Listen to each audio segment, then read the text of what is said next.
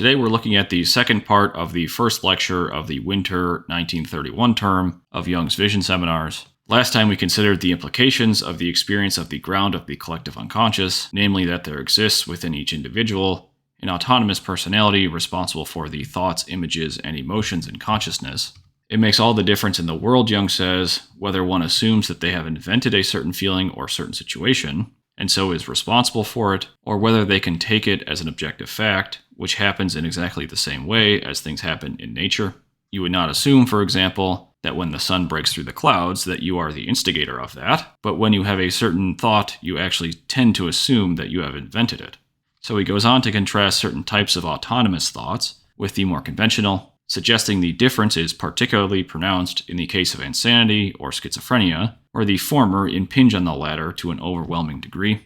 And he calls the former, the autonomous thoughts of the unconscious, the psychical world of exaltation, religious exaltation that he promptly pairs even with prophecy. These exalted or prophetic thoughts may even represent, he says, quote, the grasping of an idea which will only come through to the world in 200 or 300 years, end quote.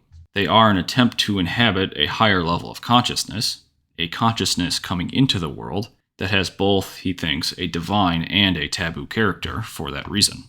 Human beings, therefore, always live a dual life. On the one hand, they live a conventional life that by itself is too narrow, and on the other hand, they live this symbolic or exalted life that by itself is unwise and unpractical.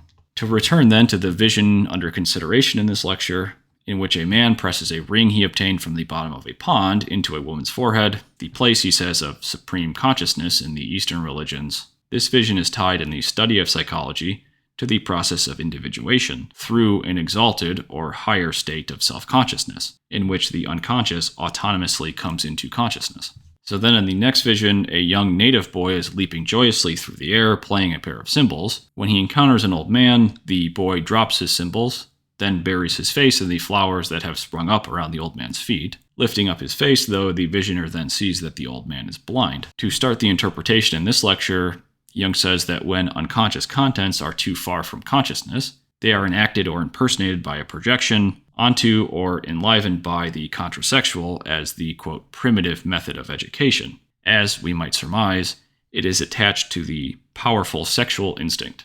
Here, the boy then serves that function for the visioner, carrying the energy of an exalted joy, a certain self-consciousness, self-forgetfulness even, that comes from this higher level of autonomous consciousness.